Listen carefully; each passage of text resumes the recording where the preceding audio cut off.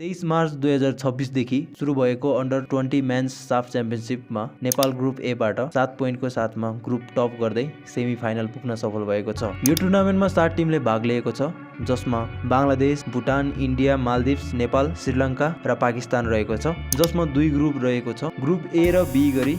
Group A मा Nepal, Bhutan, Sri Lanka, Maldives रहेको थियो भने ग्रुप बी मा इन्डिया, बङ्गलादेश, पाकिस्तान रहेको थियो। अहिले यी दुवै ग्रुप स्टेजको खेलहरू सम्पन्न भइसकेको छ, जसमा ग्रुप ए बाट नेपाल र भुटान सेमी फाइनल पुग्न सफल भएको छ भने ग्रुप बी बाट इन्डिया र बङ्गलादेश सेमी फाइनल पुग्न सफल भएको छ।